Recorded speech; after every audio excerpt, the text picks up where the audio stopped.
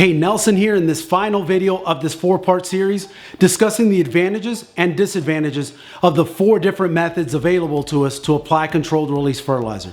If you missed the previous 3 videos, I'll put links in the description. Be sure you check those out. In this 4th video though, I want to discuss incorporation.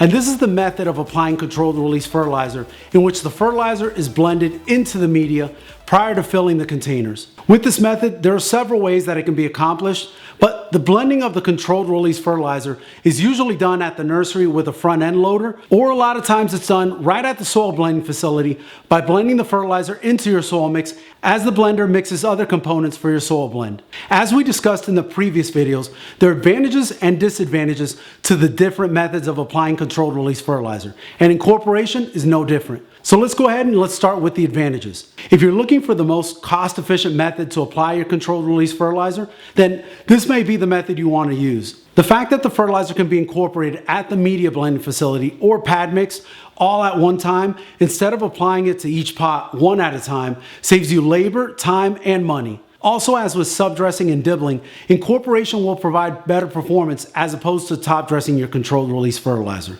And this is because the fertilizer, when incorporated, is under the surface of the media and exposed to higher, more consistent temperatures than when it's top dressed. And lastly, as with the other methods of applying controlled release fertilizer, with the exception of top dressing, it's a lot more difficult for the fertilizer to fall out of the container if that container tips over. Because the fertilizer is evenly distributed throughout the media, a lot of the media would have to fall out of the container in order for you to lose a substantial amount of fertilizer. Now, with the good comes the bad. So let's go over some of the disadvantages of incorporation. And one major disadvantage of incorporation is that it's tied to the potting schedule. If you're growing different plants and in different pot sizes, which most of you are, it can be difficult to find the rate that's perfect for all your crops. So if you do have these differences in plants and pot sizes, you may have to settle for a rate that works for most of your plants. Most of the time, this method is preferred by those that are doing big runs in which you'll be able to go through the media very quickly. And that leads us to the next disadvantage,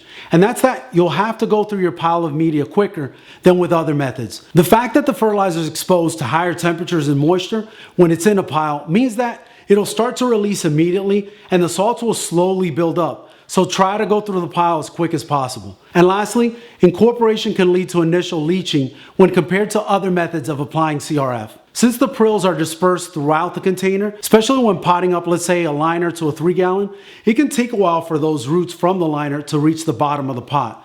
So all that while the plants are receiving rainfall or irrigation, those nutrients are leaching out of the pot and never really get a chance to be utilized by the plant. That being said, in my opinion, that's a minor disadvantage when compared to the advantages that this method of applying controlled release fertilizer can provide you with, especially if you're doing large runs or growing plants that require the same rate of fertilizer. So if after watching these 4 videos, you're still undecided as to which method you should be using, reach out and give me a call. I'd be glad to help you out or put you in contact with your local profile sales manager. If you still haven't watched the previous videos, here's the first one to get you started.